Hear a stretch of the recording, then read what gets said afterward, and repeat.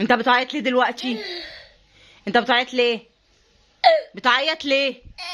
انا عايز اقول لك يا ماما، انا اقول لك يا ماما، انا اقول لك انا عمال.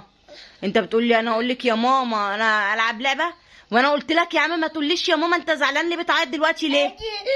انت انا مش انا بتقول لي هقول لك. ليه قول لي ليه يا زفت.